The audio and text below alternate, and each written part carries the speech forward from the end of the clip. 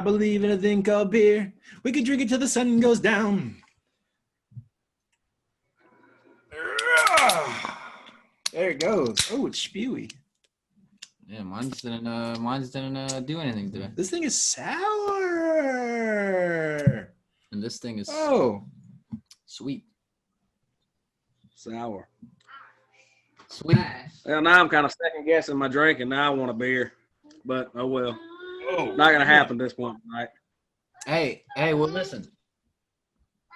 This is the 4099 podcast with your hosts Dima and what up? It's your boy Nick. I got a haircut. I feel great. Oh, so pretty. Yeah, we're just kind of hanging out in the studio, and we're trying to figure out what the hell's going on tonight, because tonight is Wednesday. For the folks that don't know, we usually record on Wednesdays and release the episodes on Fridays, but like we're running ahead of schedule. Anyway, don't want to bore you guys. Thank you for tuning in again to the 4099 podcast. If you haven't already done so, please hit that subscribe button, hit that like button. Where am I supposed to point? Point downwards. Oh, wait. Like button. Is it? Yeah, like button's down here. His like button is over here. Subscribe, so if you like him, over there. just grab his button. I'll let Nick do the intro for this one. I've gotten a bunch of intros like the past few weeks. This is sick. I get to talk a lot more now. Anyway, all right, everyone. Let's welcome my good buddy, my hometown friend, probably one of my favorite friends of all time. I got a bunch of you. You guys know that. I got a bunch of friends, but this is one of the good ones. Some of them are not so good. But all right, 499 fam, let's welcome Andy Joyce. What's up, bud? The funny thing is I never liked this guy. I'm kidding, dude. No, I love you, man.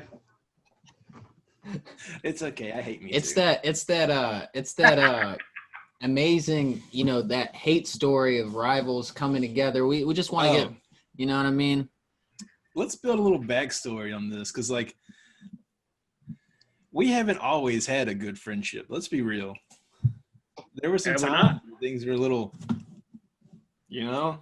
up and down. Like, when was that? Now you kind of hurt my feeling. No.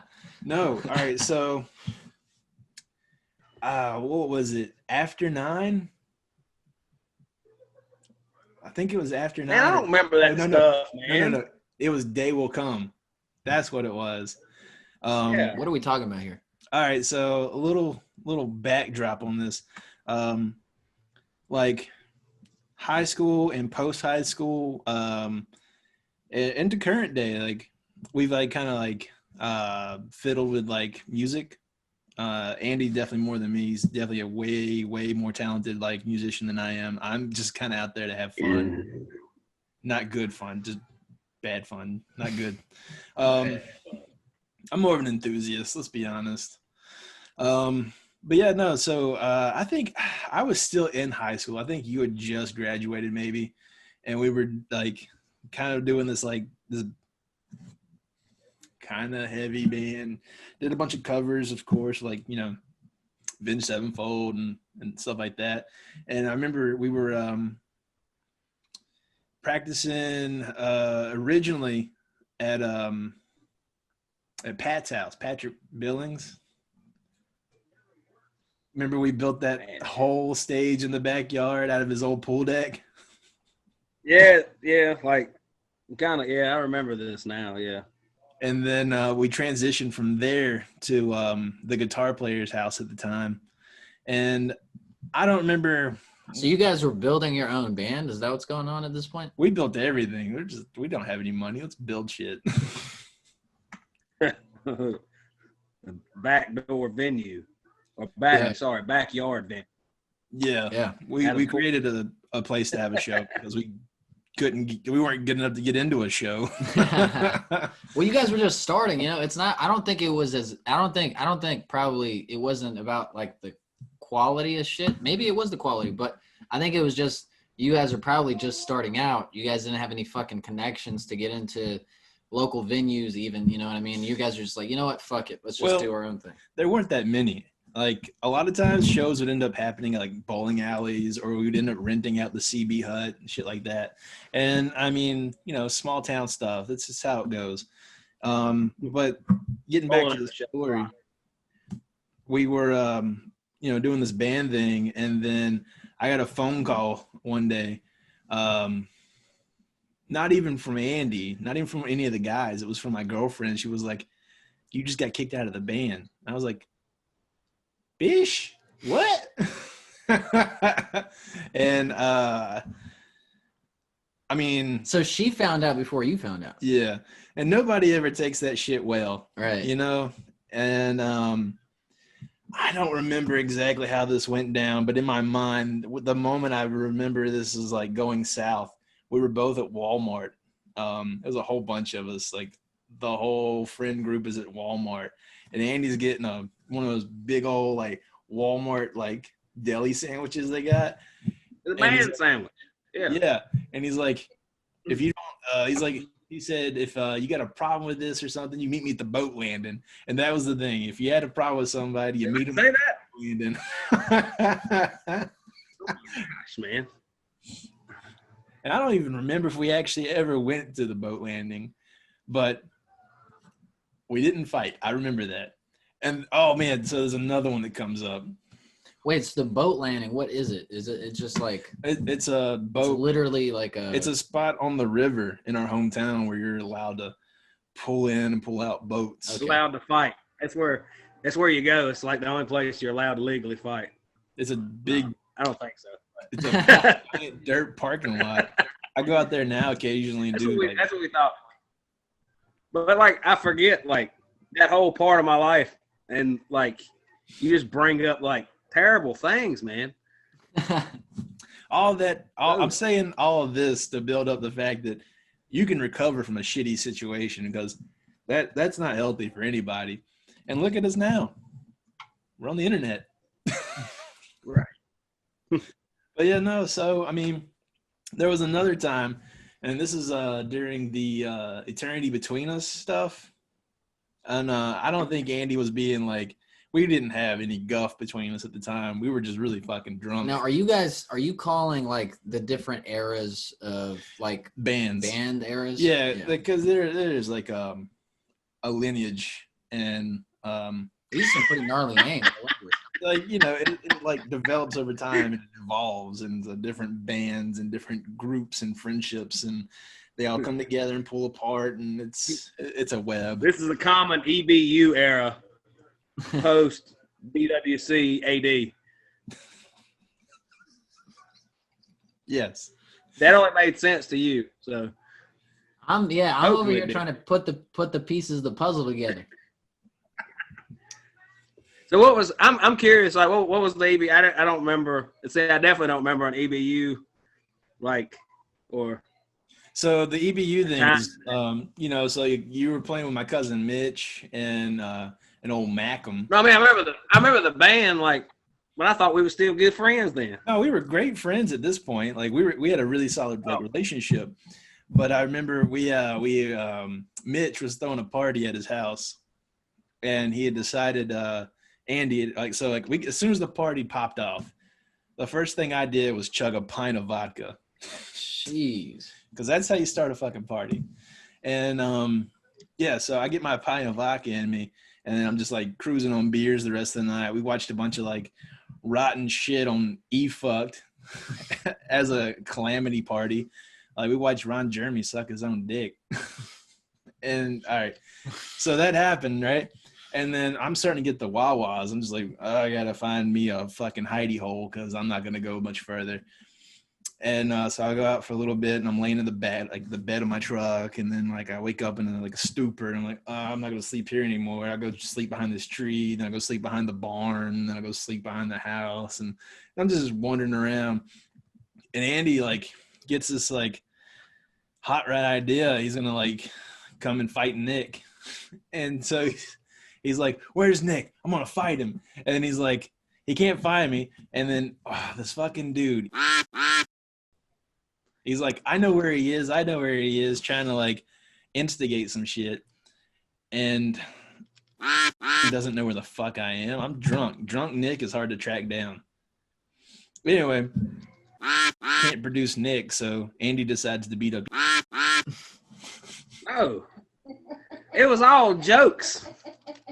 It was like stone cold stunners and things. It wasn't like fighting. Right. All I know is I was just gonna he's lucky to be alive. I was just gonna find you laying out in the yard and put you in the sharpshooter, man. Oh. Wrestling pranks with my friends.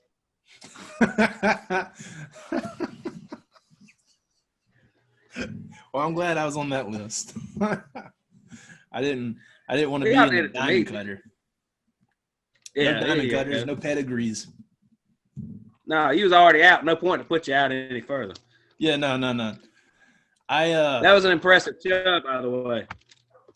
I used to be really good at that. Yeah.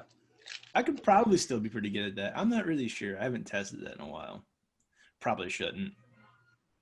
Hey, but listen, the reason I feel like for the folks listening, we're kind of giving a little bit of context to you guys, but I feel like everybody has been in a situation where, life shit. You got a buddy, you guys grow up pretty much in the same town. You guys grew up in a small town.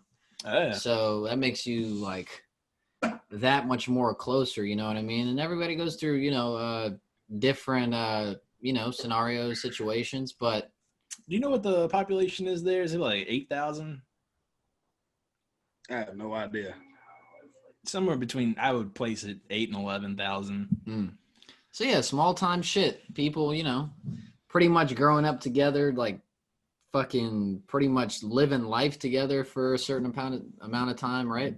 I mean, like, I know I went to like a really small, like private Jewish high school, you know what I mean? So everybody was pretty much like, no matter how much you didn't want to like be around this person, you were like, and I'm not saying this between you and Nick, maybe a little bit of you looking at Nick that way, but no matter how much you didn't like to be around this person, you guys kind of had to just share the same space. And I feel like, of course, at first that's kind of like annoying and shit, but it teaches you as a person how to just how to cope or being around people that how to operate. How to operate, yeah. How to be around like everyone and be fine with it, you know what I mean? Regardless. And if you aren't fine with it, I feel like the perfect way to settle it, especially boat landing. Yeah, boat landing, man. You just gotta meet somebody out in the parking lot. Only place to go.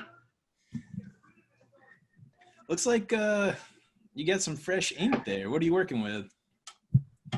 Oh, I'm just it's just the wrap I got wrap on my arm right now. Just going for shading, like filler through the back of the tattoo. All right. So you can get that piecing it together. Yeah. I mean, it's a process, but we're working on it. I still got some inside to cover right here, and that's the devil, man. The inside hurts the most. The sweet meat. Yeah, I'm dreading it. That's why I'm kind of holding off. But the elbow wasn't too awesome either. That was pretty terrible. Yeah, a lot of people leave the space in between here and the elbow free. You know what I mean? They don't really mess with it. Also, the elbow is weird because that skin is constantly just always touched on, and slid on and shit. So a lot of people just leave that space open and kind of fill it around, All right, so I guess I've shared some stories, kind of building up our like friendship. To kind of create a picture for viewers Andy, and listeners. What the fuck do you remember? Because it seems like you don't really remember a lot of this shit. It's very vague and in the back of your mind.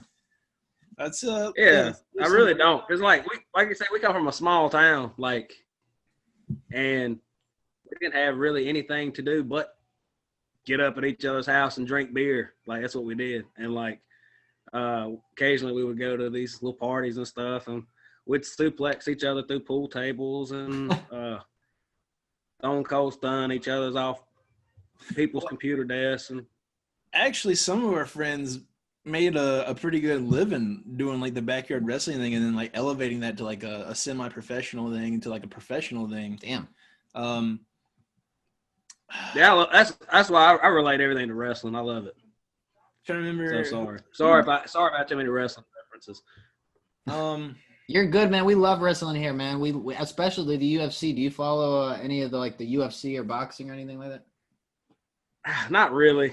I don't know a whole lot about it. I really don't know a whole lot about new wrestling either. I watch. I have like the WWE Network and watch like 90s through early 2000s wrestling. That's kind of my thing. So Yeah, I was huge into that. Me myself, you know what I oh mean? yeah, You know, obviously, those you were know, good.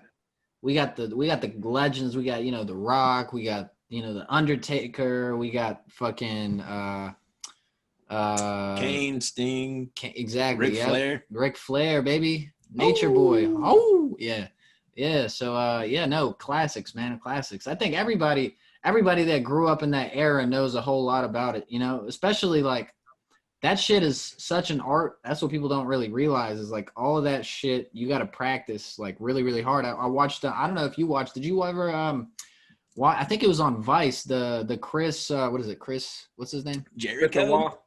Yeah, Or yeah. Benoit. Chris Benoit. Did you watch that documentary? Chris Benoit. Yeah. So if nobody has seen it, I definitely recommend you guys check it out because it gives you a sneak peek into what like life as a professional wrestler is about, and you know, it also features a ton of really well-known professional wrestlers as well. Man, how'd you feel about it? Watching that documentary and stuff. Well, I mean, it gives a lot of. I mean, it's obviously like it's sort of incriminating toward the whole the whole series is kind of incriminating toward like the wrestling industry. Right. But it's really informative. You learn a lot about like how things work behind the scenes and stuff. I love the series. And I realize, like in that business, it probably has to be kind of sketchy at times. So, Yeah. but yeah, the whole Chris Benoit thing is kind of a scary thing to think about, really. And that may be why they took some of the head busting and stuff out of, you know, fear of CTE and possibilities of things of that nature. So, yeah. All right. Hey, having said that, you still enjoy the hell out of some professional wrestling, man. You gotta tell us who's your favorite wrestler of all time. Stone Cold. the rattlesnake. Hell yeah. The rattlesnake. The Texan, right? He's from Texas. Austin. Yeah, Austin. Yep. Which is funny because you imagine him to be like a hardcore Republican. You wouldn't think that he would live in Austin, which is that one blue speck. Not to bring this into politics or anything, but because I don't want to bring us into politics tonight. I really don't. We had a whole episode about that. I think it's Victoria, Texas. But really? Mm-hmm. Okay. Did not know that. Maybe I remember that correctly. Maybe it is red on red. All right. But yeah, no, I mean, I'm sorry I cut this whole conversation off. Nick was asking you like what you remember back in the good old days, and like if you remember anything that comes to mind that was like super crazy, or maybe like that relates to you and Nick's relationship and stuff like that, just to give the listeners and viewers kind of like. Andy's one of the friends that actually tells some of the best versions of Nick stories. Right. The elaborated versions of well, I don't really have to elaborate with you. They're kind of like natural. It's like you show up, you know, I mean, they're not really stories. It was like, you know, we show up to this party on the land or wherever. I don't even remember where we were. There was a lot of beer going on that time period. Very dark place in my life. We had a good time, nonetheless. So, you know, he'd show up to a party with a book bag, like filled with like beer and vodka, and a tube coming out of the book bag, and was like, "Yeah, I'm gonna suck beer out of this, and you stick the funnel in my mouth and pour the vodka till I give you a thumbs up." And that's Nick, and I'm like, okay. What was it called? Gargling? Yeah. Oh God. How are you getting that much alcohol? I don't know.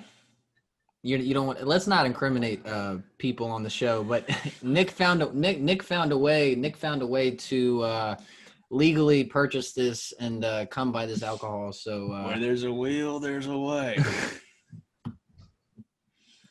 Also, yeah. Okay, I'm not gonna go into that. All right.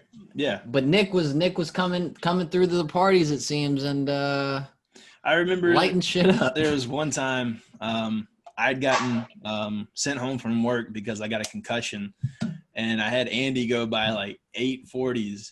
We chugged all the 40s at this apartment complex during a party, and then at like 6 in the morning took off. You're telling me you're Edward Scissorhand those shits? No. We just went through them. I didn't play Edward like fucking 40 hands that night.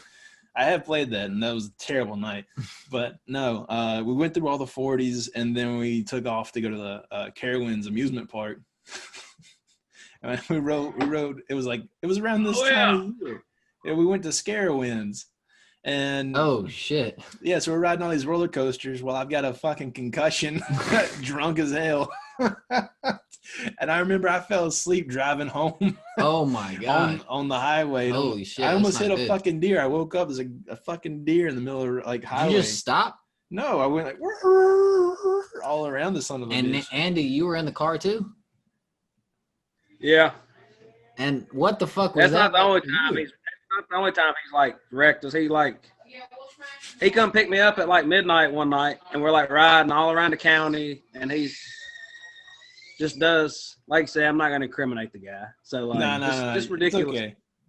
Lay it down. And, well, you stuck us right into that ditch and picked your bumper up off the ground and was like you were like so stoked about the bumper coming off.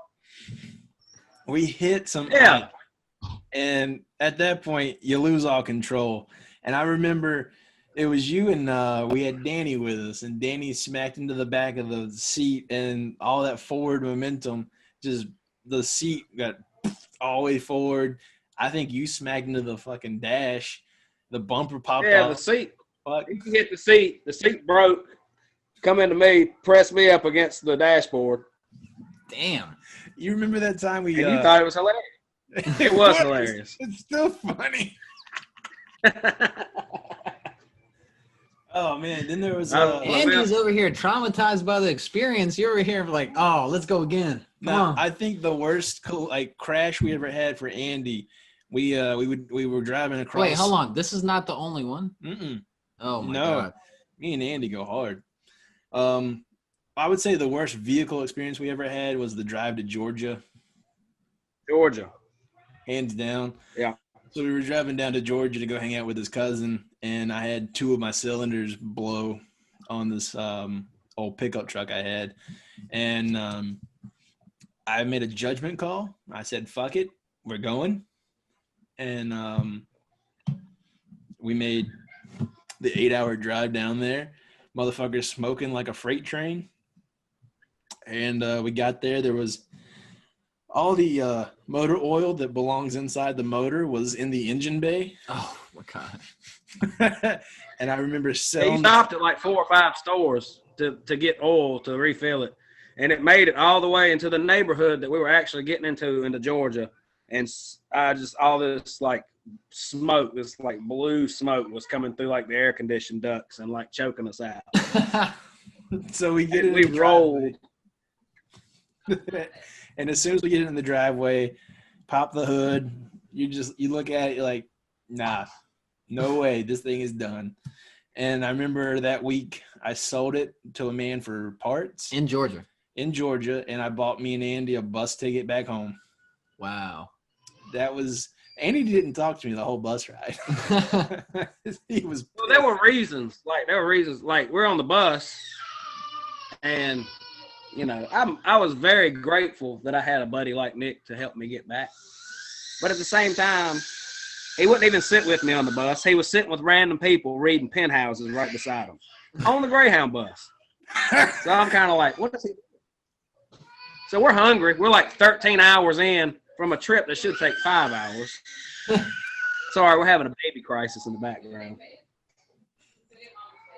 But anyway, so we get all the way home, like Reedsville. I think it was like Reedsville. I said, I'm hungry. I got to go in this Walmart. Our buddy Josh picked us up. So we go in this Walmart. Charlotte. Well, we get ready to go. And Nick said, don't worry about it, dude. You just sleep, man. I'm going to get you some food, man. I said, okay, that's nice. Thank you, dude. So he comes back to the car. And he's like, I got us covered, man. He pulled out strawberry moon pies. And something about that just set me on fire. It pissed me off more than anything ever. Like, I was hungry. I needed, like, protein. I needed some type of meat, something in my stomach. And this dude comes back with strawberry moon pies. Like, it's not even a good moon pie. Nobody likes that. So my perspective was we got $12 to our name. Like, our names combined, right? I thought you sold the car for parts. Yeah, that bought the bus tickets. How much were the bus tickets? Like $200. Damn. That's 13-hour bus ride. And what year is this? Do you remember? Like 08. Good Ish. God. 08, 08. Bus tickets were $200. That's insane. And yeah, so we get to Reedsville and we pull into Walmart, and I got his money and my money, $12. The first thing I see, good price, was an entire case, like a big, like 24 count box of strawberry moon pies. I was like, it ain't Hey, much. you could have got us a bag of popcorn chicken or some Jesse Jones hot dog, something, just some type of real sustenance. I hate that I even like brought that up because that's kind of making me mad now. All right, so that was. Strawberry moon pie. But we made it back. We survived, and we lived to go on yet more. After that, I replaced that vehicle with a Ford Explorer, and probably the second worst vehicle incident we ever had was in that thing. This is the third one. The third accident at this point. This is the third story, yeah. Yeah. But we had crossed the state lines again to go to Virginia to hit up Sheetz to get a bunch of junk food, slushies, hot dogs, sandwiches. Why? Because that was the closest Sheetz at the time. All right. And I have a habit of jumping things with my truck. You remember the railroad? The railroad. We're coming back from the Sheetz, and we're on the back roads. And Andy's not wearing a seatbelt. And we got a car full. And I hit this railroad track doing about 40 down this huge incline. And when we hit it. Oh, yeah. Was I in the back? You were in the back. And we launched. Yeah, I remember that. Okay. And we get about 10, 15 feet of air, just right? And here's the ground. And when we hit, it's nose down hard and the back just catches. Oh. Andy's not wearing his seatbelt. So, of course, he goes flying into the cab. It's like, oh, and there's like hot dogs and like slow motion flying by everyone's head, and like slushies are colliding. So this is a movie right now. And when we smack down, the solid part of the seat buckle where you actually plug into stabs him right in the ass. Oh. And I hear him wail. Oh, yeah, I forgot about that part. Yeah. Like, he's like, oh! And I was just like, what the fuck? Sure enough. Sure did. Yeah. So we pull out, I slam the brake, whip it over to the side. We're still in the middle of the road, but I whipped it to the side. So I'm blocking the whole fucking road like a total jackass at 4 a.m. And yeah, check out Andy, make sure he's not dying back there. He was good to go, but that was a rough one, I'm sure. That being said, dude, I'm sorry for all your experiences with this dude. Man, I wish I could tell more stories, but like you said, most of them I can't even tell. Not legally. JK.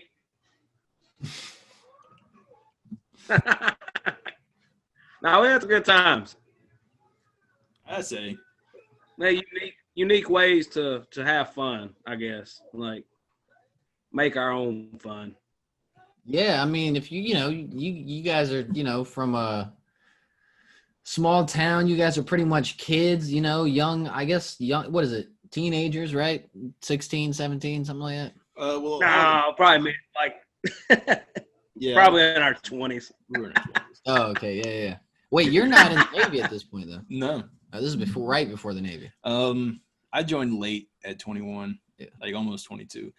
I actually forgot my 22nd birthday because of that. Now, what were you doing at this point, Andy? What year are we talking?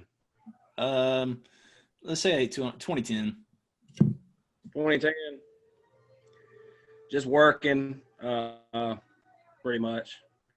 I was nothing spectacular. I was in and out of bands, trying to hold down a job at a mill.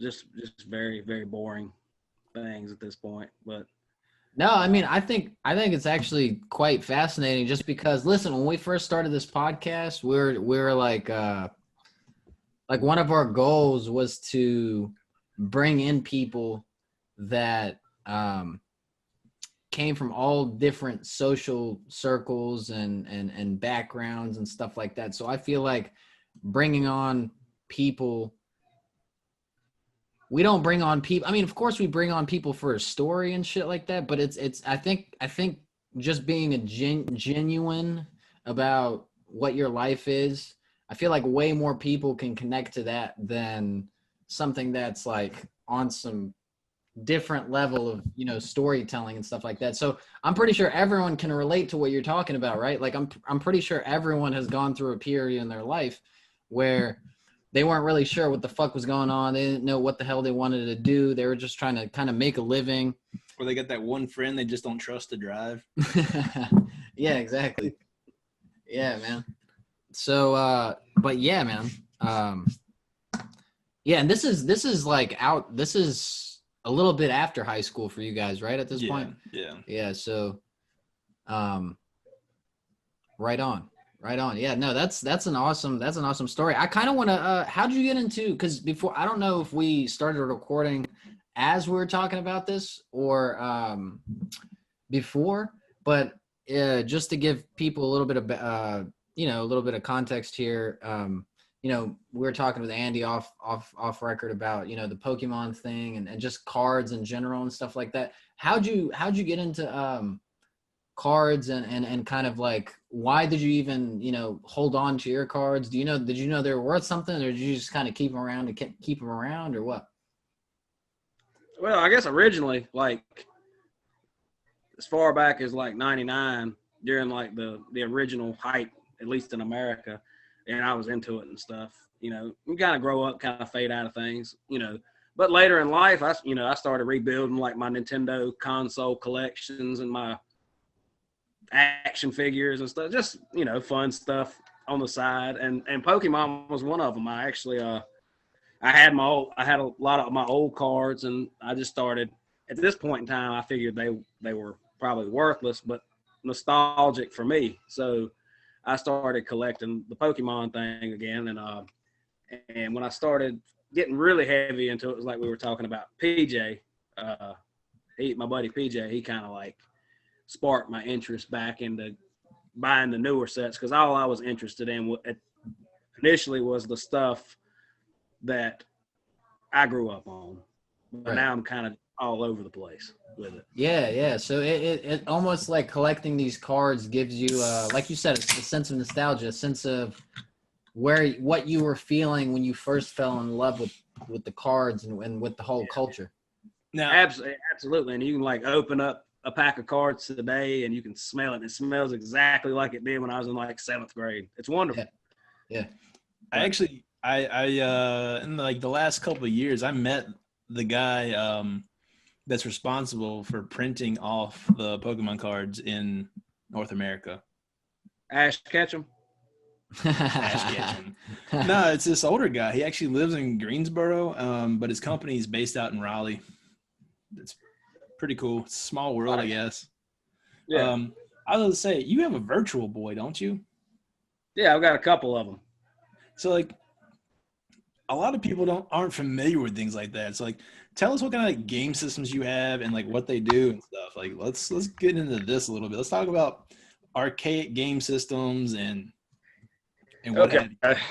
You have to excuse some of the mess because I got a 3-year-old around here like crashing everything. Oh, dude, but you're all good. That's a Virtual Boy. Oh man, that's the Game Glove. That doesn't go to the Virtual Boy. Just two relics in the same spot. So how does that work though? The Virtual Boy. That's like it's the head unit. You stick your face into it, and it's like this darkness with red vector graphics, pretty much. And I think it lasted for like from 95 to 96 before it was discontinued. And I don't know. I thought it was fun. Most people hated it. So it's just one of those things. But yeah. What else? I'm a big Mortal Kombat fan. That's not rare. I think you can get that at the Wally Center, the Walmarts. Is that full size or is that like home edition? Nah, I wish. Okay. Nah, it's the mini version that the reproduction models they make. I know. Now, do you got to pay yourself to play, like, or you just go? Oh no, you just fire it up. Damn, I was gonna say it'd be fucking hot. That's like a piggy bank. Well, I mean, if you can get a hold of one of the classics, you got the room for it, you can do it. So, but I wouldn't do it. I would I would leave the door unlocked and I wouldn't be able to save anything. But there's all kinds of like childish stuff in here. We got like lightsabers. Oh, that's sick. Oh, you got a Baby Yoda. Yeah. Hell yeah. Did they ever name Baby Yoda? He's just called the Child right now, as far as I know. You excited for season 2 coming out soon? Oh yeah. Yeah, I went ahead today, tried to knock out all my work for the week.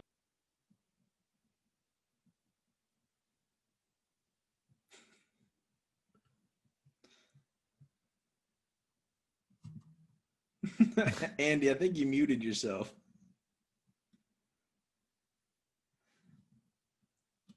Oh no.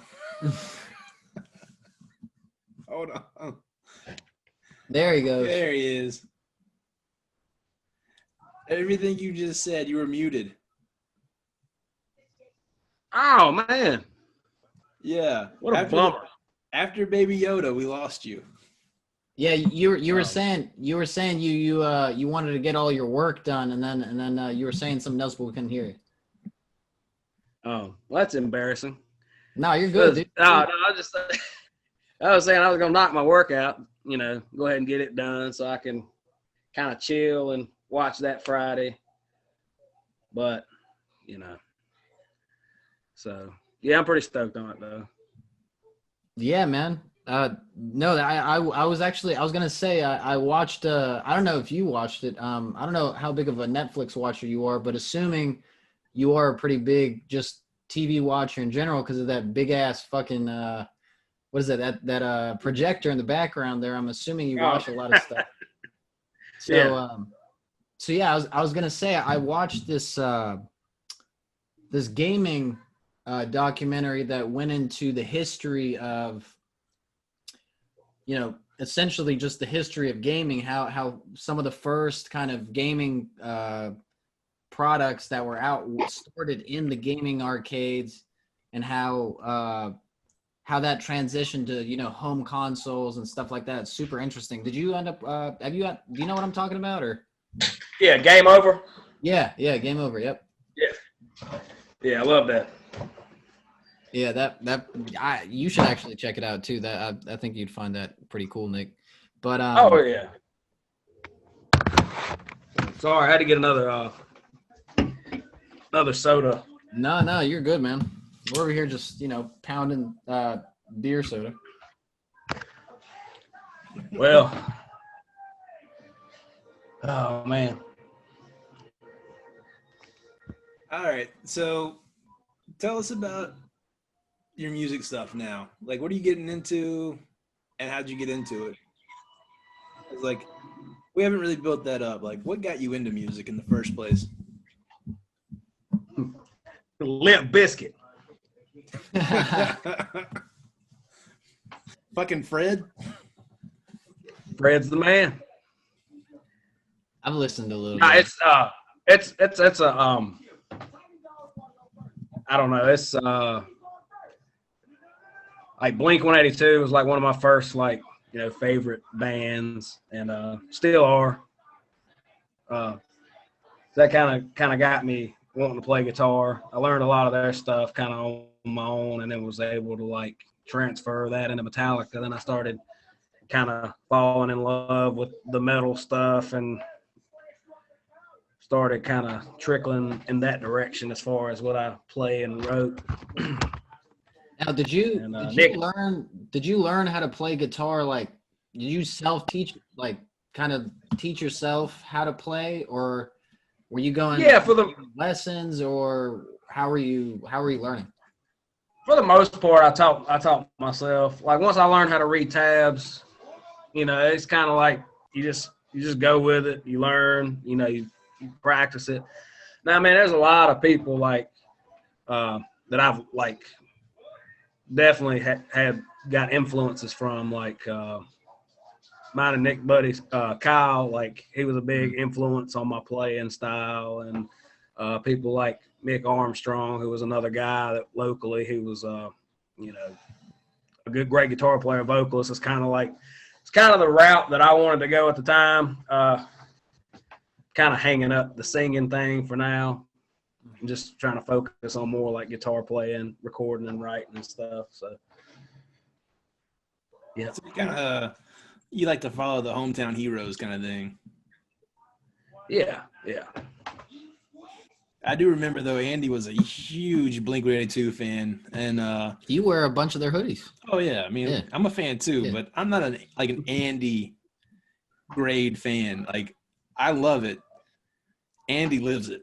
And I remember we ended up driving how many hours to go pick up a signature guitar one time, and I forgot what it was. It was a seafoam green hollow body one. This story is incriminating, but I'm going to tell it anyway. It took me 4 hours to get to Clemson, South Carolina, I think it was, to buy a guitar from this dude.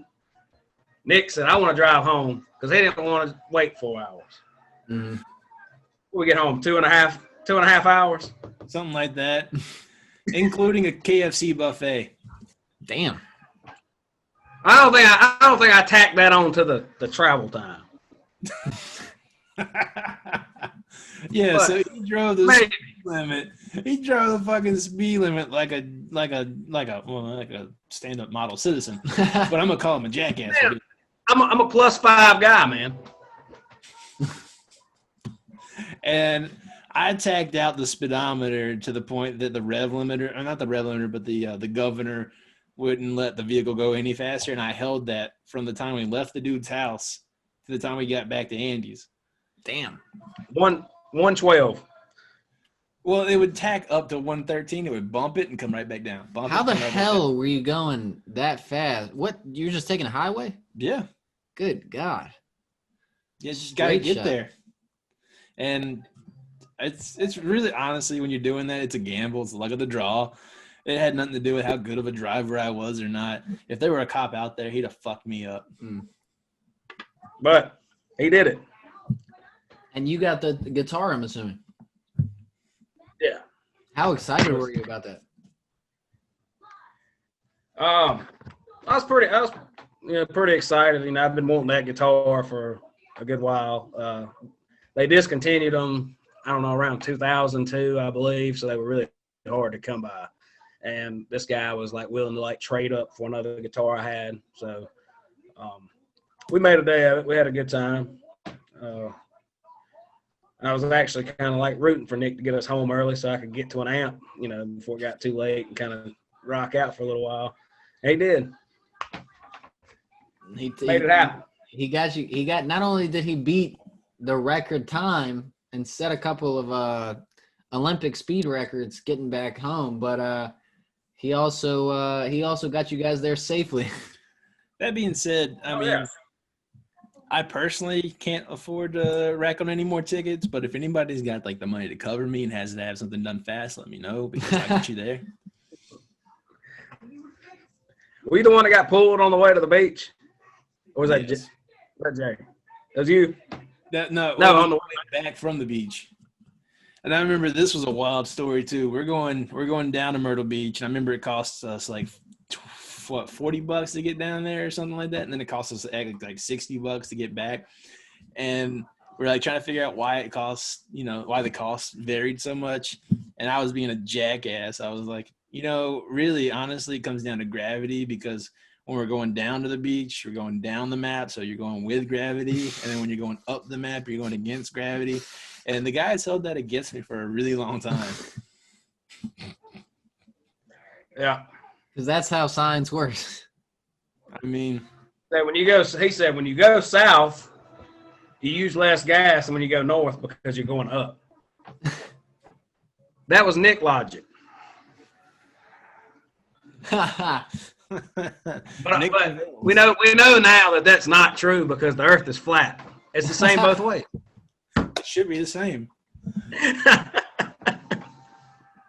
Oh man, Andy, dude, I love you, man. You're a good man. You're a good dude. So, but it seems like you're a hell of a fucking collector, man. It seems like you're really into collecting shit. Yeah, I do. I love my toys. Like, yeah, I mean, have you thought about maybe getting into like reselling shit, or maybe like getting on eBay or Amazon or Facebook Marketplace or any of that kind of stuff? I mean, I've thought about it. Like, a lot of the stuff that I actually have though is not really like valuable per se. Like, it's just like valuable to me. Like, I like hit up flea markets and stuff, and if I see like a vintage figurine or something that I might have had when I was a child or something that I thought was cool, I might pick it up or something like that. And I don't know, like, and I do have a few things, like the Virtual Boy is that's a jewel. But I just have such a hard time letting things go. Yeah, no, I mean, I think that's in a lot of us, that we sometimes, some people realize and some people well, it's a self-realization. Right. Either way it goes. Either you realize you're the type of person that likes to like hold on to memories through like actual like things, physical objects, and that provides you that like sentiment of like, this is where I was in my life at this point in time, and I don't want to let that go, kind of thing. Or you actualize yourself as being like one of those people that doesn't give a fuck. Yeah. And I mean, it goes either way. I mean, like, one of the reasons I bring this up is because now via the internet, there's huge movements right now in pop culture, even, we can say, of people, like the pop dolls and specific sneakers, cards of any kind. There's a huge renaissance and a huge movement of people starting to realize the worth of collecting things, and that drives prices of pretty much every collectible item up, so that's why I was kind of asking you the question about you thinking about maybe getting into that business, that market, right, as another source of income, but absolutely. Like, once I get a little bit more like knowledge of like the Pokemon stuff, under my belt, I'd love to do some more like of that, like selling online and stuff. I'm not opposed to it. It's something that I probably eventually will get into. I just haven't taken it.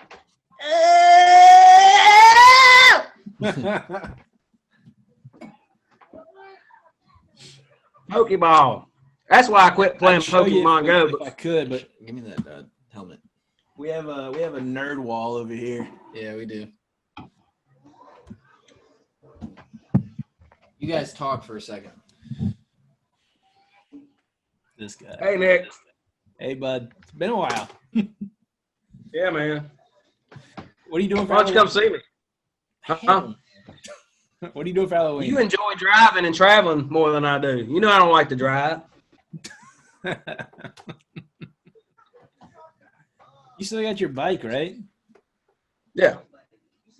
Do you think you ever, like, are you a winter rider at all? Vader. Yeah, I ride in the winter sometimes.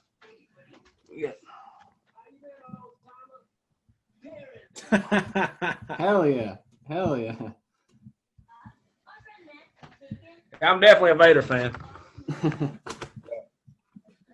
Give us some Star Wars history. What's the Sith lineup? Give us that rundown real quick, because we have this like rolling theme where almost every guest at some point mentions at least Star Wars. Listen, before we even get into this,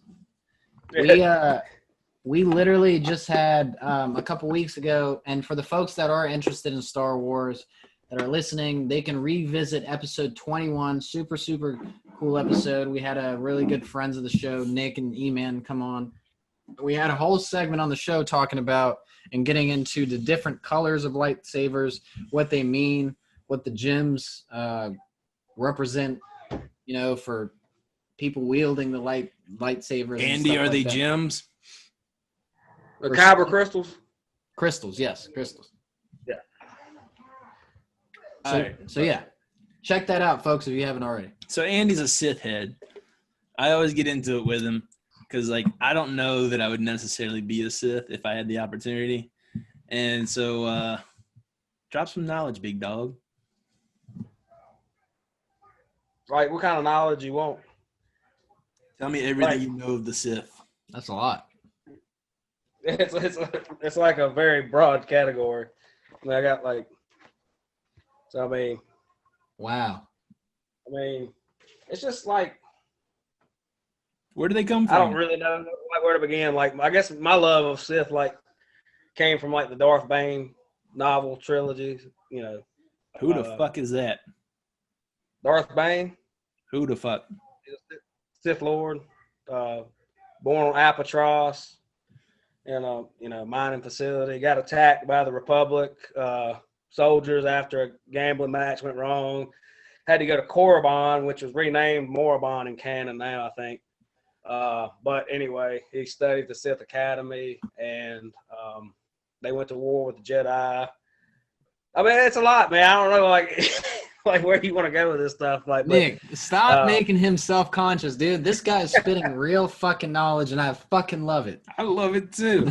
He was like, "It's a lot. What do you want to know?" And I'm like, "You know it all." He is literally, ladies and gentlemen, we have maybe this is why Andy wants to beat me up. A true, what do they call it? Man of the trade, or what is it? Anyway, we have a Sith walking dictionary in front of us, so we're really trying to find out more about the Sith. What are three things that you feel that are most misunderstood about the Sith?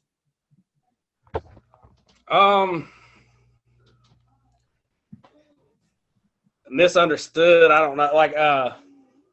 I think I don't know how to word it. The best way to word it's like Palpatine or Darth Sidious quotes it in Revenge of the Sith is evil is a point of view. So to the Jedi, and this goes into real life stuff, left and right and good and bad, who's right, who's wrong. A lot of times it comes with a centrist view, but I digress. Let me see. The code of the Sith, peace is a lie. There's only passion. Through passion, I gain strength. Through strength, I gain power. Through power, I gain victory. Through victory, my chains are broken. The Sith kind of believe in a more, a power, a dominance. If you can do it, do it. Whereas Jedi believe in peaceful stability and limited emotion or lack of thereof, where the Sith will, embrace emotion and I kind of feel like that's. Sorry. Oh, go ahead. Sorry. Yeah, no, sorry for cutting you off, man. So you think that one of the things that we can say, and you can correct me if I'm wrong or if I'm misrepresenting what you said, you would think that for number one on the list, we can say that a lot of people, one misunderstood thing that a lot of people don't realize is the Sith actually, there's a word you use there that not a lot of people associate with the Sith, and that's passion, right? And so one huge misunderstanding with the Sith is there is still good things involved with what they do. We just look at it as bad because of how we look at the narrative, how we look at it from more of a Jedi-centric point of view as opposed to a Sith-centric point of view. Right. So we can put that as number one. How else are they misunderstood?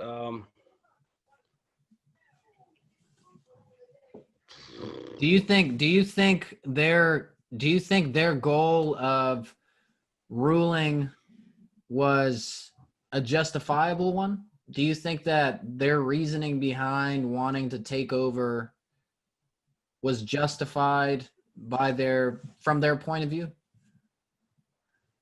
I think so to a certain extent. Like if you go back to like the movies like Count Dooku kind of even warned the Jedi, like, you know, the Jedi were like kind of blinded that Sidious was like secretly, you know, taking the Republic over. So basically the Jedi were serving the Sith anyway, you know, blindly. And you know, Darth Tyrannus or Count Dooku, you know, he warned them of it, but they didn't want to listen to it. So you got that, and I don't know. My anxiety's spiking now. So no, you're good. Sorry if I get like. So for like for two, we can probably say for number two, the Sith had a little bit more of a, you can say cold, but let's just say a little bit more of a practical way of looking at the storyline, as opposed to the Jedi, which kind of didn't want to admit to themselves that they were serving another person. Right. They I don't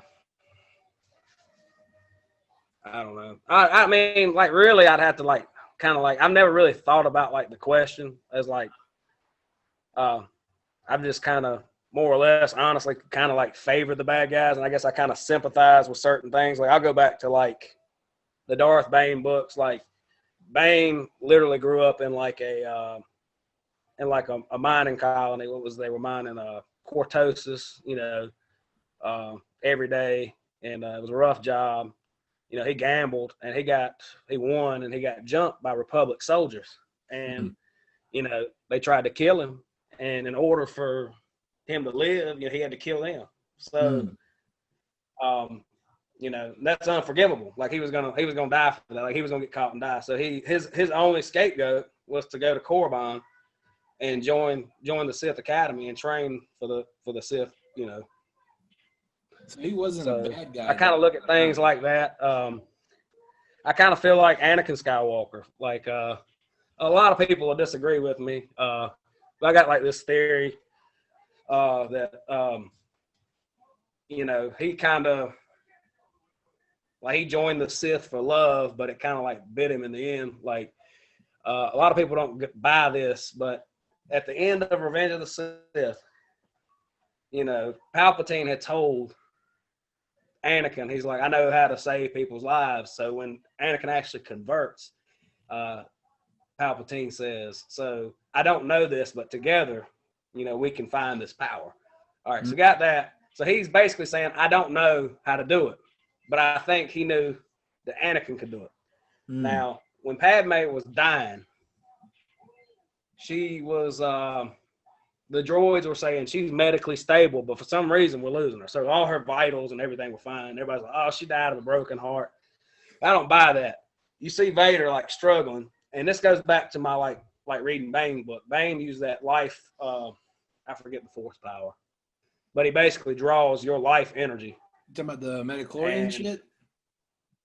Yeah, he draws like your like the life force. Not like the midichlorians are like the microbacteria like that give you like force powers. But either way, like he draws that like long enough to stay alive. I think Anakin was so full of like hate toward Padme for what he thought she was turning her back, that like while he was dying, he was like drawing her life away. At the end of the movie, you know, he's like, where's Padme? Is she okay? And Palpatine says, it seems in your anger you have killed her. You know, I know Palpatine will tell a lie in a heartbeat, but I think he was being truthful in that. I think Anakin pulled the life force from her. And that's definitely not anything to sympathize with. I just feel like that's what was happening. I don't know if it was ever explained that way. I think a lot of people thought that maybe Palpatine was doing that, but I think Anakin did it.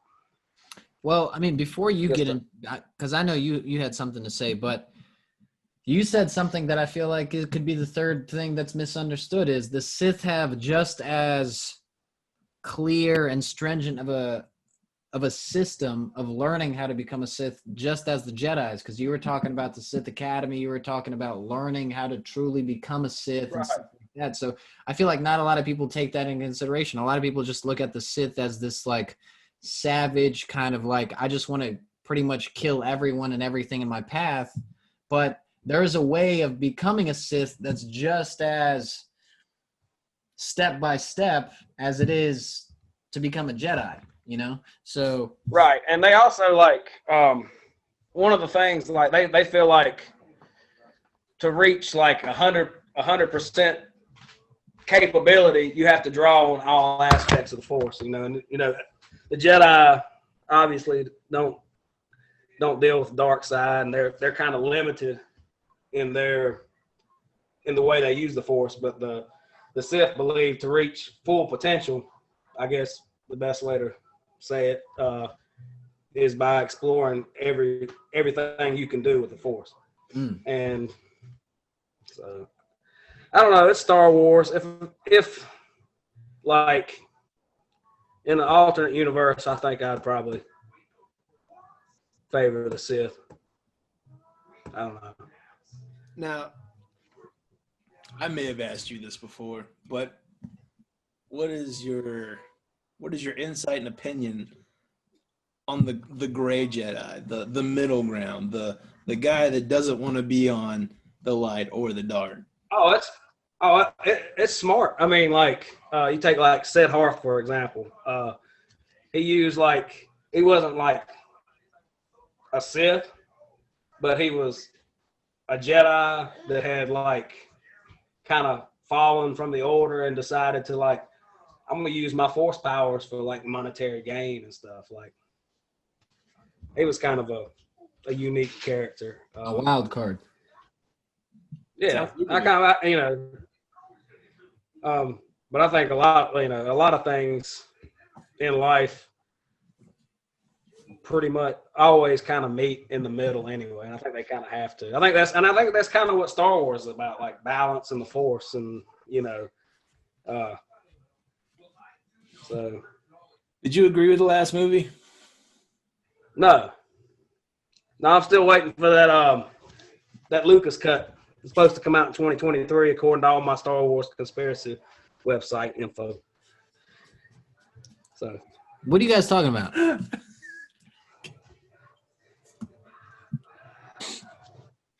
Tell him, Andy. I don't even know. Did you see the last movie? Yeah, I did. You talking about like the 9th one? Yeah. Yeah, I saw it. Yeah. Dude, there's a lot of like. You talking about? There's a lot of rumors.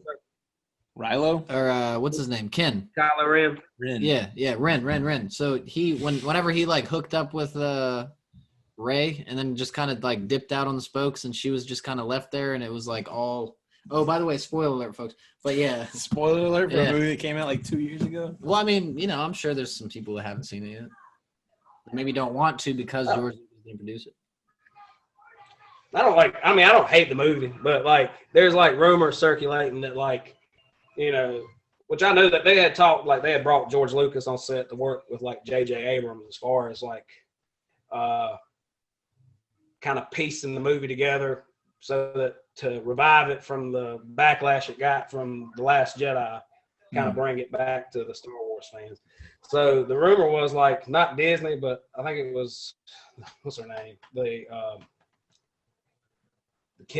Kathleen Kennedy. She was like the head of the Star Wars projects at the time. And I think, and these are, like I said, these are all rumors. I'm not an expert on this stuff. I'm just a fan of Star Wars. And like they said, like she cut all the stuff that Lucas had involved with the movie out. So there's supposedly scenes and like hours of like footage from the movie that like supposedly like changes the whole plot. Wow. And it, if it's true, that's supposed to be released, and I'd like to see that. Yeah, I hope it's true. They're talking about releasing another 3. Do what? Oh yeah. You talking about another trilogy? Yeah. Yeah. I mean, I've heard like I said, going back, I don't know a lot about like how accurate the stuff I read, and obviously, I'm reading a lot of clickbait, so I ain't gonna lie. But he's in the tabloid, boys. They're talking about the Old Republic. I'd even heard rumors of them doing like an Old Republic trilogy. I'd like to learn a lot more about that stuff because honestly, other than my readings of like the Darth Bane books and just I mean, it's things like I really don't know that I'd like to know, So. All right. So, why didn't you agree? Sorry for rambling. Huh? For the last movie, why didn't you agree with that ending? I mean, like, I'm not saying like I don't agree with it. I would just like, I'd like to see the Lucas cut. I'd like to see what else is there. Okay. Now, I've got. I feel like I feel like the Star Wars. And this goes back to me being a Sith, partial to like the dark side and stuff. But I think a huge part of Star Wars in backdating to the 70s was the emphasis on like the Sith and like how strong like Darth Vader was, and like you don't always get the ending you want in a movie. Like I don't feel like Kylo Ren was ever hyped up. Like, he was hyped up, but I don't think I never seen the potential from him that I wanted to see. Like, never Darth that Vader. makes sense. Huh? Never the level of power that you saw. Yeah, like they need, like, for that trilogy to be as successful, like, maybe Rey should have lost in a movie. Maybe the first movie, Rey shouldn't have beat him. I'm not saying she should have lost, but she shouldn't have like whooped that ass. Yeah.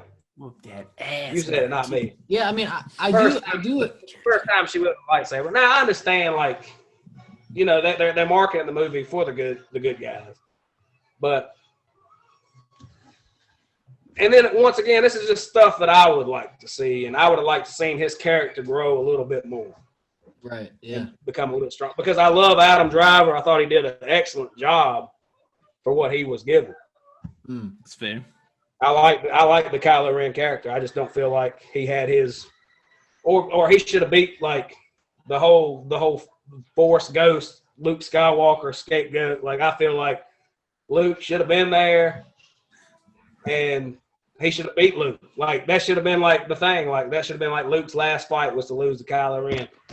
And everybody was arguing in the movie, well, he couldn't get the X-Wing out of the water. I'm like, they did it in the last movie. Why couldn't he do it in that movie before that? Like, it's the same. Yo, he's been pulling X-Wings out of the fucking water for like 40 years. Yeah, I mean, he could have got there. They could have had that battle, that epic battle between Luke and Kylo, a real battle, not a Force ghost battle, where Luke is sitting on this rock, levitating, sending holograms. I felt like that should have happened, but it didn't. That kind of burned the end of that movie a little bit for me. But it's Star Wars. I still watch them. Like, I still love Star Wars. And sometimes I feel like I think about it too much. Like, maybe I'm thinking too much into it versus just sitting back and kind of like watching it and enjoying it for what it is.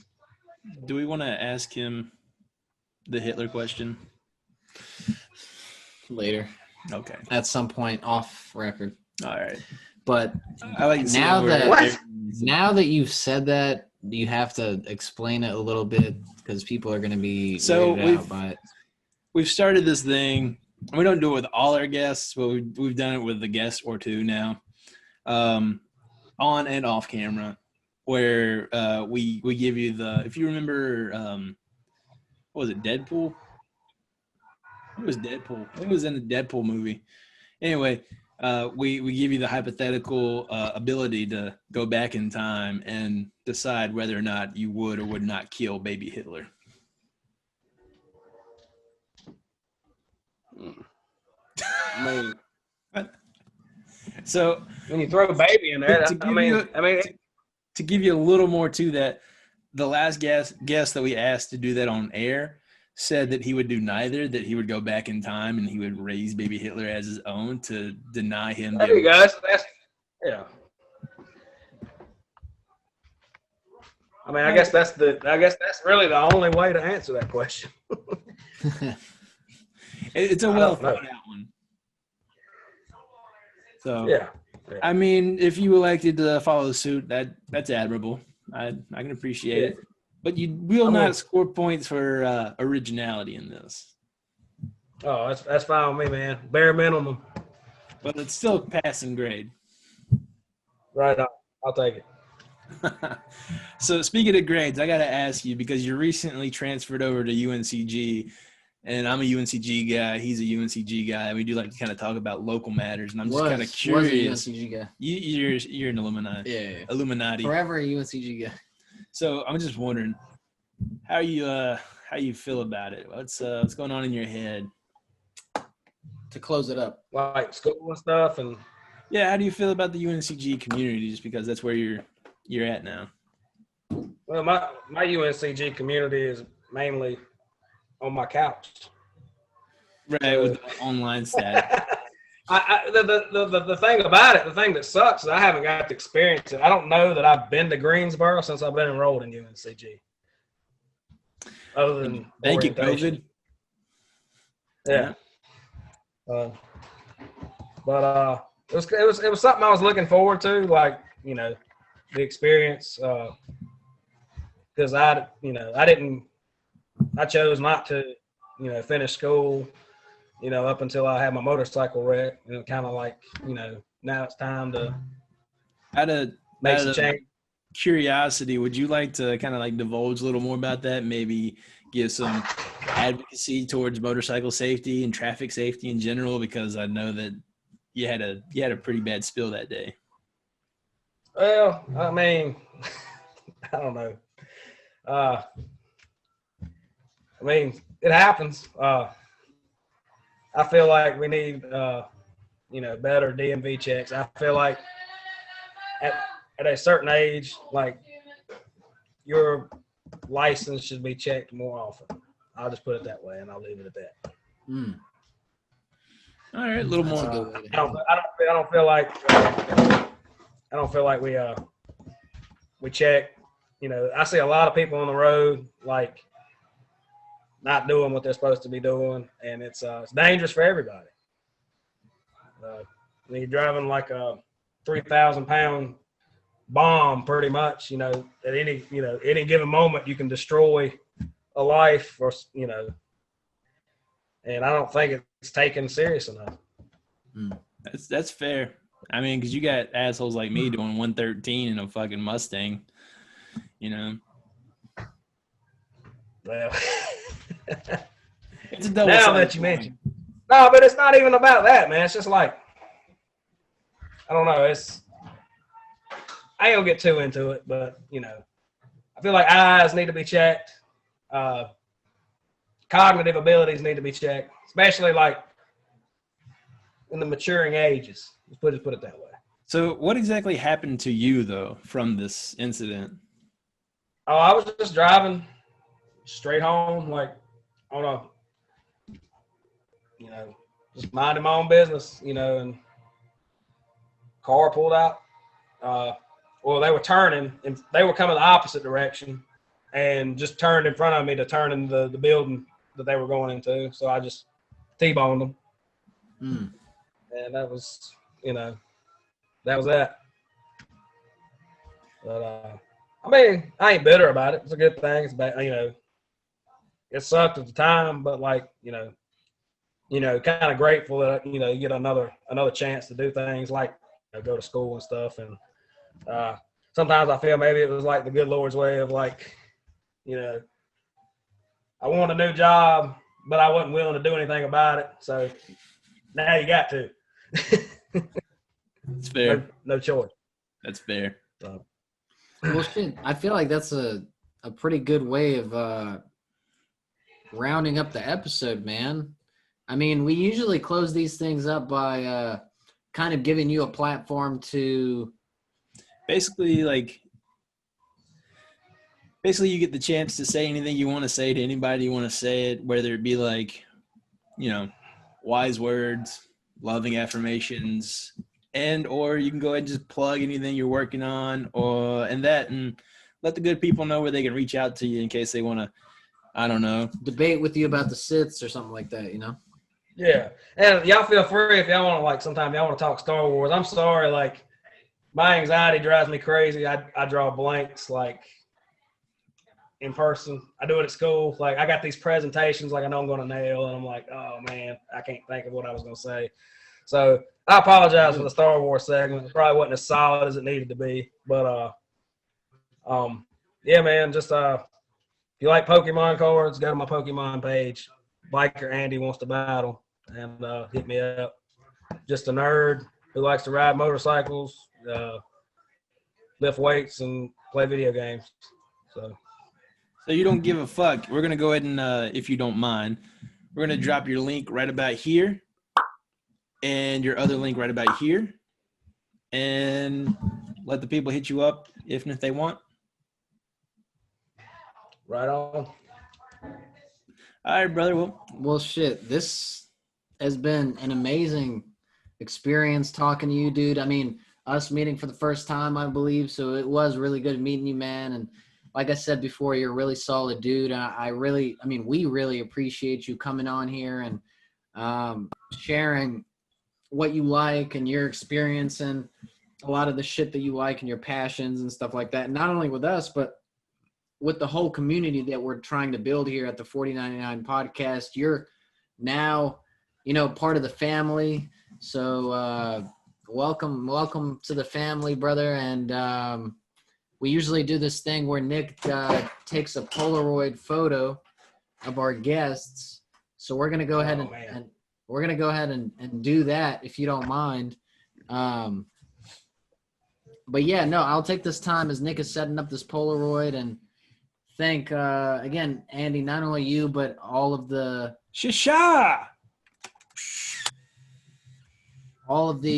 amazing listeners and viewers that have stuck around for this long. We're gonna do something. You know what? We're feeling good. We're gonna do something real special on episode 30. So we got a couple more episodes to go, but on episode 30, we are gonna do something special for the subscribers and the followers. We will definitely keep you updated on that, but please, if you haven't already, like, subscribe, join the 4099 family. Leave me a fucking comment, boys. I want to talk to you. Leave Nick a comment. I need beer recommendations. I need fucking shit. I need a haircut recommendation. I need game recommendations. I need skit recommendations. Also, anyone you want to see on the show, give me a shout. Let me know. Yes, if you have any recommendations or anyone that you would love to see on the show that we could talk to that maybe is doing their own thing in their own, creative universe, please hit us up. Let us know. Throw a comment down. If you want to talk shit, also throw a comment down. We love anything. We love criticism. We love everything, so let us know. Dog shit in the basement. Yeah, dog shit in the basement. Like I said, Andy, once again, thank you so much for coming through. And once again, ladies and gentlemen, folks of all kinds of anything, this has been an amazing episode 24 or 5. Shout out to all the pairs. The 4099 podcast with your hosts Dima and Nick. And thank you so much. Night.